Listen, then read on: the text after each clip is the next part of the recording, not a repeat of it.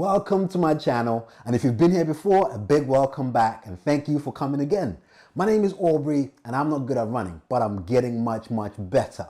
Anyway, this just came in a post and that's what we're going to be talking about today. The Adidas Adizero Adios Pro 2. Before I start talking about this, run the highlights.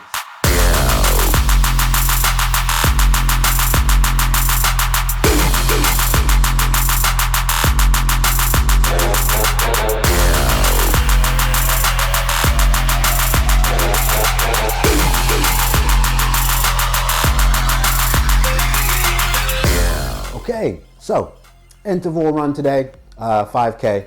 Essentially, it was 1 minute, a 5K pace, 1 minute recovery, done 8 times, and then I just did a slow run to just round off the 5K.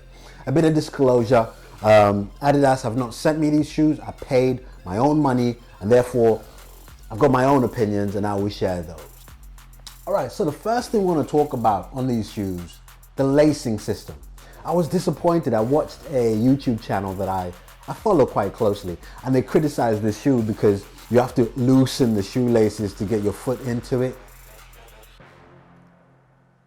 And I just felt like, hold on. Honestly, I shut that review down. I don't want to say who it was. I was just heavily disappointed because people just feel the need to say something. Anyway, let's talk the stack and the drop. It's 39.5 mils. Heel to the floor, and you can see that clearly labeled there. It makes the reviewer's job very easy, and a 10 mil drop. Let's talk about the upper.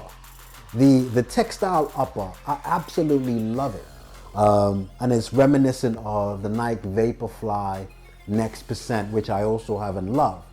It breathes, and you can actually see right through it. I should be able to show you with my little finger wiggling through there. You'll be able to see that. What it does though, it contributes to the weight. 210 grams in a UK's size 8.5 of men. So that's extremely light. And that lightness is significantly contributed to by the upper, the texture. The next thing we want to talk about is what they're calling Lightstrike Pro cushioning. I absolutely love it. For you to fully appreciate it, you just put the shoe on and just walk.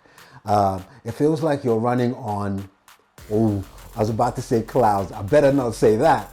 But let's say pillows. It absolutely feels magical. Let me talk about the energy rods. So if you turn the shoe upside down and look at the sole of it, you will see those 3 metal rods coming out from underneath there. That is a rod system that runs through the shoe. And it's what contributes to the return of energy and a carbon plate equivalent in this shoe. And that's why I wanted my first run in them to be my speed run, my interval. Now this shoe is made for a racing day, but I felt it's absolutely important that I try it out. And I have to say, there is a kick that comes out of it that I haven't experienced a lot in other shoes. So I really appreciate that. I'm a very big personality. I like being out there.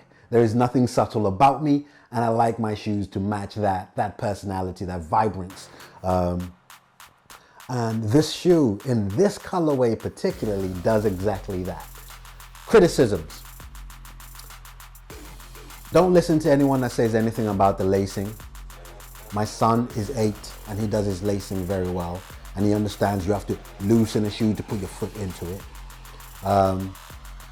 To be honest, for me, it's the price point.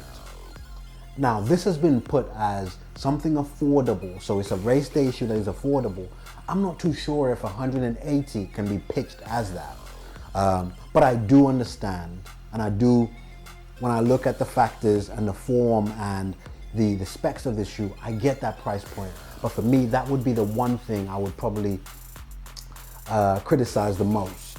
A review that I watched and one that I read, they call this shoe slightly unstable and you have to get used to it. Now, I think for me, that's a function of 2 things. One, the narrow shape of the shoe itself, but also this newly cut out here. If you're not used to that kind of design in a midsole and outsole, that will feel quite strange. On the outsole, they've got this trademark Continental. So for those of you more familiar with cars, Continental made car tires, and I kind of felt, ooh, that's an interesting collaboration. After having done 2 runs in this shoe, and I'm looking at the outsole, I've got questions whether this is resilient enough. Now, I get it. This is a race day shoe. It's not your everyday running shoe, and it's not made for that kind of everyday use. I get that. But for 180 pounds, those are the questions I'm starting to raise. And I'm going to be very honest in saying it looks quite gentle on the outsole compared to other shoes I've tried. But I will give you an opinion after 100K because I think I'm going to get an honest view. I love the shoe, highly recommend it. And if you have tried it yourself, please do give me your opinions on what you think about it. And I look forward to hearing from you. So lastly, a kind ask again, do subscribe to the channel. It does mean a whole lot to me. Like the video, share your opinion, interact with me. And you can catch me on my Instagram as well.